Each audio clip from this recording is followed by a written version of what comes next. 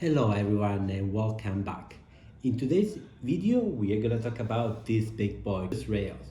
This has been among my most anticipated game of 2024 and 2025 and finally it's here, but did he deliver? Let's see how he plays and then I'll let you know what I think about it. Here we have the board set up for 2 players. To set up the board, you find the bottom part that matches the number of players you're gonna play with, and then you're gonna follow the manual to tell you how many tiles you're gonna have. In this case, for 2 players, we have 1 tile, a big tile over here. I'm gonna show you, look at how big it is. And we're gonna place it like this, and there's another one over there. Then each tile has a here drawing indicating which dinosaur you need to place. And so you will place the corresponding dinosaurs. Some tiles also indicate you need to place a tree. Here you may see a little bit better, but in a 2-player game you don't place a tree on this case. Essentially you have trees everywhere around the board. Then you're going to place the tourists. These are drawn from the bag randomly. You're gonna place 4 on each cabin and 4 on starting X's. Then in turn order, players will place 2 of their trains here on the edges of the hexagon. And here the map is set up. On another side of the board, you will shuffle the 16 action tiles and you will generate a random 4x4 grid. One of these tiles, this one here, has the first player marker, which you will allocate in this way. And finally, you have the player board. In this case, we're looking at the blue player. You will place the stars matching the colors here indicated the board, so the corresponding squares. Then each player has a corresponding dinosaur. In this case, we have the beautiful Brontosaurus. Then you give a palm token and you have the corresponding tourist.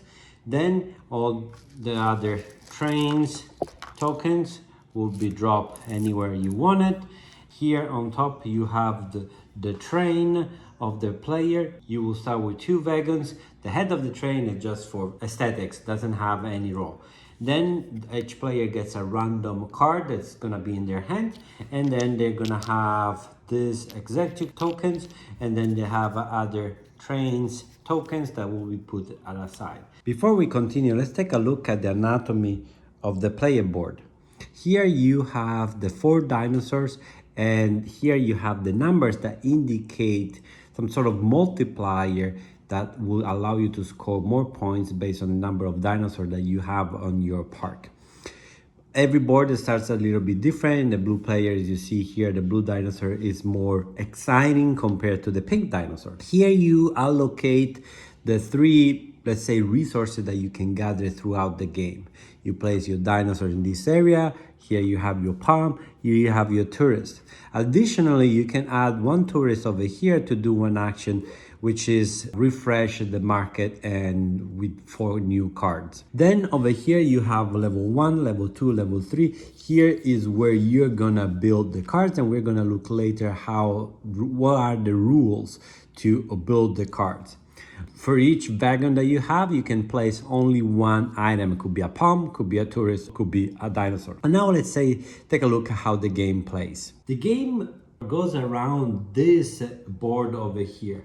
Players in turn order will place their executive onto this board. The number that you see of the executive indicates the number of turns you have taken in a specific round. So each player has 4 turns in 1 round. So you will start with number 1 and you will place it between 2 tiles. Placement indicates which action you're gonna take during that turn. You're gonna take 2 action every time, and you can take it in any order you want. As you see here, the board is random, so the combination of combo action that you can take will be always different. And so the players will take actions like this, and then the blue will do this, and then we have the black one or the yellow will do this and something like this. Then this one was this way and this way. What the rule is that no more than 1 executive can be placed on touching the same 2 tiles. So like in this case, for example, 1 is here, the yellow player could have not placed the number 4 over here. Only 1 per side.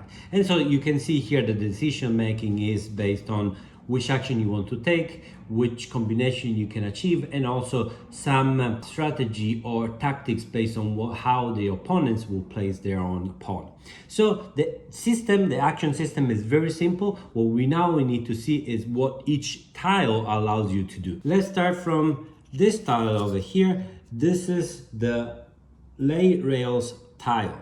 When you see this, indicates that you can place 2 rail tiles on the main board. So if I was the blue player, I would take 2 of my train tokens and I will lay them continuing the line in this way. So I want to continue and I have to connect each token with some previous one. I can have a route that separates, like in this case you have 2 different directions. That is totally fine as long as everything touches. At some point of the game you may end up that you don't have enough tokens, and if you want to do the lay rail action you have to remove previous token to place them in another location. So if I want to do that, or I'm forced to do that, the rules of continuous line still applies. That means I cannot take a train that is, for example, here in the center and remove these 2, because I will break the connection between this line and this line.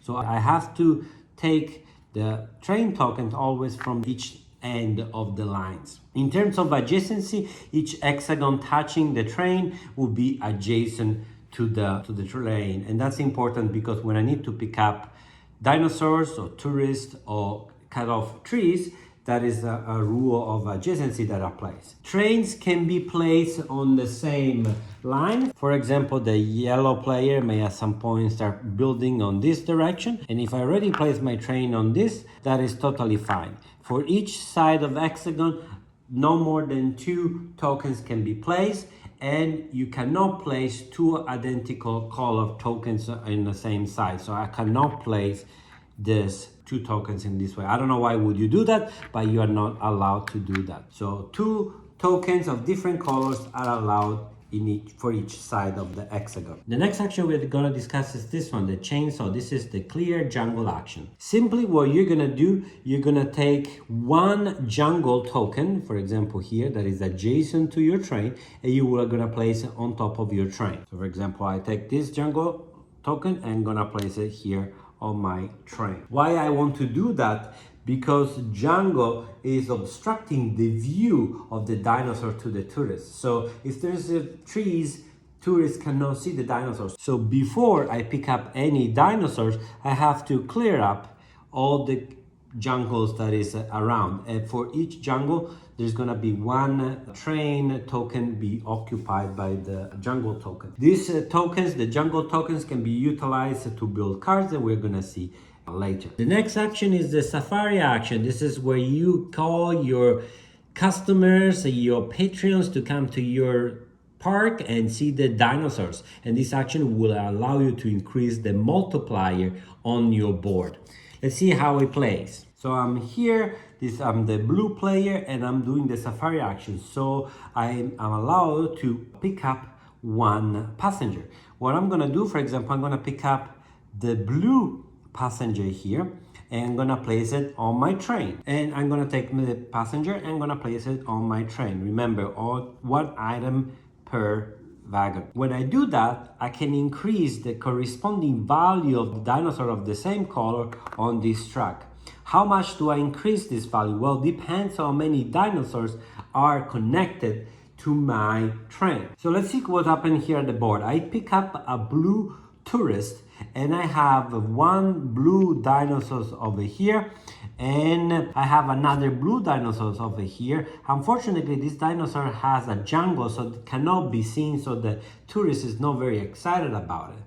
And then we have a volcano. Volcano is a wild feature because, you know, all the tourists love volcanoes as well. So because I pick up a blue tourist and there is 1 visible blue dinosaur and a volcano, which is wild, I can increase the value of the blue dinosaur on my board by 2 spots. So I go back on my board and I take this little star and move it by 2 spaces. Remember, this is a multiplier at the end of the game. So the higher it goes, the stronger it gets. On top of here, you see there's a little palm. This is a cost that you need to pay in order to cross that line. So if I was here, for example, I need to increase the blue dinosaur value by 2, I have to pay 1 palm token first, and then I can move it by 2 values. And then we go to a very cool action, capture dinosaurs. How you capture dinosaurs? You capture dinosaurs that are adjacent to your train and they don't have jungle tokens. For example, in this case, if I select the capture dinosaur action, I will take the blue dinosaur and will place on my train. And I place it here on my train. As you see here, now I have a full train. In any given time, you can give up one of the 2 actions of your turn to unload the train. So for example, if I want to pick up something else later on, I can decide to unload my train. For example, I skip one action, I unload my train, I will place everything onto my board, for example, like this. Then we go to the draw resort cards. This token here, you draw 2 cards. If you select this one here that has the first player token, well, you will become the first player on the next round. When you do the draw resort card action, you will draw 1 card, then you will refill it, and then you draw another one, and then you refill it. There are gonna be cards that will allow you to draw more than 2 cards during your action. Then we have the last action, which is build resort cards action. In the build resort action, you're gonna build the cards that you have collected, you have in your hand. Let's take a look at the anatomy of the card. The card tells you how much it costs over here. So to build this card, it costs you 1 palm. That may give you some special ability. In this case, it gives you ability regarding the clear the jungle action, and also here indicates how many jungle token you can pick based on the level the card you're gonna place into, and we're gonna see very soon what that means. And then at the bottom you have a multiplier per tourist that you have, and all these cards are different. Some of them have an immediate benefit. For example, this one allows you to build 1 train wagon immediately, and so you add 1 extra wagon on your train. And here indicates that not only do you pay the cost of the card, but you may also pay in terms of stars of the excitement of a dinosaur based on where this card is located. We're gonna see what that means. And here you have another example. As you see here, there are other iconography. There's plenty of different icons that you're gonna see. There's the rule book makes a very good job in describing them, but they are also very intuitive. How you build the cards. So we said that you need to pay the cost on the top, and you can build as many cards as you can afford, but they have to build on the same level. What I mean say here, you see there's level 1, level 2, level 3. So at the beginning I can build it. Ideally, if I have all the tokens, which in this case I do, I can build them, but if I do, I need to build them all at level 1. That's the rule. I can build as many as I want, but they need to be at the same level. So in this case, if I do, I should pay 3 forest token and 1 pink dinosaurs. Great. And actually, in this case, I also should decrease some star value by 2 because I'm building at the very bottom at the level 1. So -2. For example, I move this 1, 2, 3, 4 by 4 spaces. That's one option. But how do you build a higher level? To build a higher level, you need to have a base. It's some sort of, essentially, it's like having a building, so you need to have a good foundation to build on top of this. So if one round I build this card, at the next round, for example, I may build another one. I may build this one, and I can do that because there's one at the bottom. After building this, the next round I build again. Even if I can afford these 2, I cannot build the second one because there's not a base. So all the building that you're trying, or the card system that you're building, have to have a wider base than what you put on top. So if I have only 1 card at level 1, I can only build 1 card at level 2. When I do this, I get some bonuses. For example, in this case, if I build this card at level 1, it will allow me to remove 1 extra forest, a jungle token. But if I build a level 2, I can remove 2 additional jungle tokens. And if I build a level 3, 3 additional jungle tokens. So the card gets better and better the higher you build it. As long as you have something underneath. So eventually I may be able to build this row of cards. But you will see that you will be able to have multiple cards on the same row and have a very nice engine building going on. These are all the actions, so players will go around the table until they finish the 4 actions per turn. At the end of the turn, you will redraw all your executive token and you unload anything you have on the train. So remember, you can sacrifice one action to unload during the round, but at the end of each round, you will unload everything you have on the train. At the end of the round, as I said, players will pick up all their executives, they will unload their trains. All the 8 cards of the market will be discarded. We will reveal 8 new ones like such. We will move the score market up by 1, and then we will take the 16 tiles and we will give it a nice shuffle like so, nice shuffle, and we will generate a new 4x4 grid. I'm making a very nice mess, but I bet you got the point of what I'm saying. So you put this one here, you place it here. Whoever got the first player market will go first during this round, and the game will go in this way for 4 rounds. At the end of the game, we will go and score points. And then you go and score points.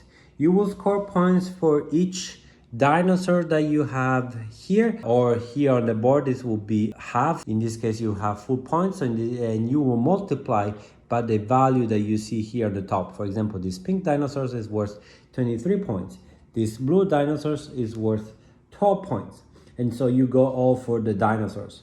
Then you will score points for jungle tokens. Some resort cards will give you points for jungle tokens. For example, this one will give you 1 victory points. The money symbol is 1 victory point per jungle token, and jungle tokens are full points for those that you utilize to build the cards, half for those that are left on the board.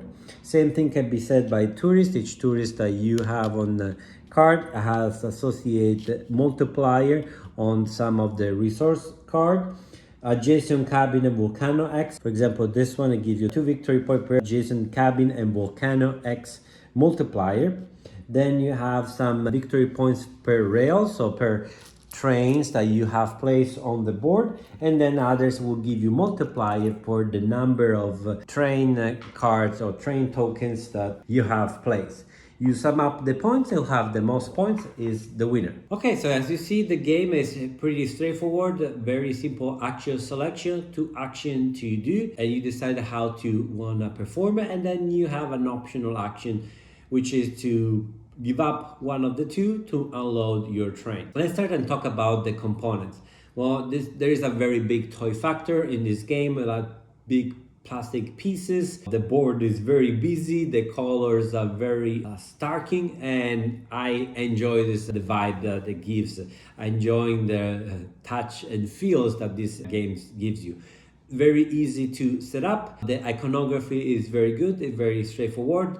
The rule book you can learn the game very easily from the book, but sometimes I have some questions that I can answer after reading and rereading some paragraph. It's very, very concise. The rule book is very concise. I would like him to expand some concept a little bit more to avoid some questions, or really, especially in the setup, some rules are really written in one sentence, and if you skip that, you wonder how you're about to set up the game. But beside that, it's pretty straightforward. First of all, I want to clarify this is not a review copy, so keep in mind that when you see my final comments. And my comments is, I really enjoyed this game. I found it very engaging. You want to do many things, but you are very much constrained on overall for 32 actions. So that will be 32 actions throughout the games. There are not that many. And so you want to really maximize. And I think about that the most agonizing decision is when you don't have enough train cars and you want to pick up dinosaurs, you want to pick up jungle tokens, and you don't have enough. And so are you really willing to sacrifice one of the actions to unload the train and pick up stuff? Because essentially those will give you most of the points. There is that idea connecting, like a ticket to ride vibe, where you have a goal in your mind. I want to connect this dinosaur with this volcano because I know, as I show it, if I get the same color tourist of a dinosaur, and then also I have a volcano, I may have multiple dinosaurs of the same color connected, I can increase the multiplier by many steps. And so that's also interesting. I like this card system. They give you more things that you can have, but you are limited on how you build the cards. You can build a long row, first row, but the benefits are not really interesting. So you want to build a second or third level sometimes, because some of them are very juicy. They give you a lot of things, and sometimes also are very cheap. Some of them will ask you to bring the stars backwards, so you may lose in the multiplier. It's a very short game at 2 players.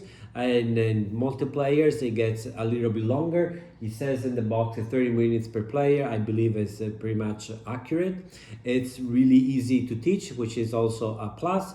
And yes, I'm a big fan of dinosaurs. I'm a big fan of trains and a ticket to ride. And you put these two things together, I really enjoy this product. There is also a little expansion that adds an additional actions. I haven't not played that one, and I'll let you to discover if you have got that one as well in the Kickstarter campaign. And so this is all. It's an excellent game, and I look forward to playing it again. I think this is one of the best games I played this year. And if you made it so far, thank you very much. Don't forget to subscribe, like, share it with your friends. You know the drill. This is not your first YouTube video, am I right? Thank you very much, and see you next time. Ciao.